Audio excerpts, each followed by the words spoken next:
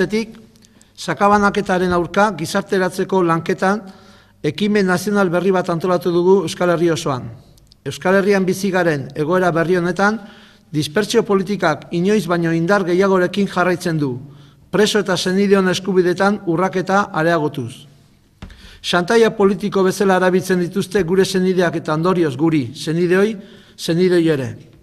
Guzti hau salatu eta gure senideen eskubideak aldarrikatu eta gizarteratu behar ditugu, eta honetara dator ekimen hau. Gizartea konzientziatzea eta inplikatzea. Guztion artean presio bidez egoera hau aldatu eta gure senideen eskubideak errespetatuak izateko.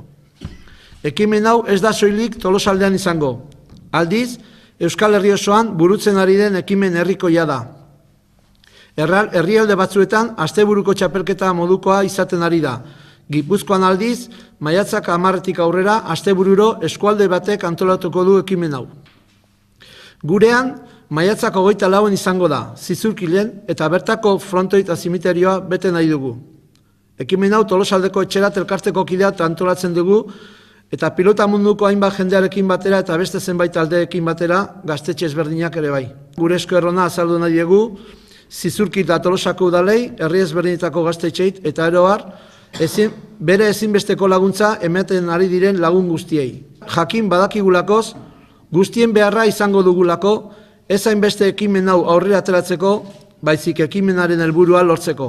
Hau da, sakabanaketarekin amaitzea. Pasaka modalitateko txapelketa izango dalde batetik, 16 urtetik aurrera, bai neskak eta mutilak, bestaletik eskupilota, neskak eta mutilak 8 eta 12 urte bitartean, 13 eta 16 urte bitartean, eta 16 urtetik aurrera, eta baita ere pala txapelketa. Kaso hontan neskantzako bakarrik antolatuta dago, 15 urte bitartean, eta 15 urtetik aurrera izango da parte hartze hori. Gero arratsaldeko orduetan, herri bazkaria izango dugu Zizurkilen bertan. Janaria norberak eraman barko du eta edaria etxeratek jarriko du. Arratsaldeko 4-etatik 6-etara finala jokatuko dira. Izena emateko herri bakoitzean, etxerateko kideen telefonoak zenbaki bat jarriko dute harremanetarako eta bestaldetik eskupilotako zenbait eskolaren bidez ere egin daiteke. Izen ematea borondatezkoa da. Eta parte hartzen duten guztiei jokatzeko ekimeneko kamiseta bat izango dute opari.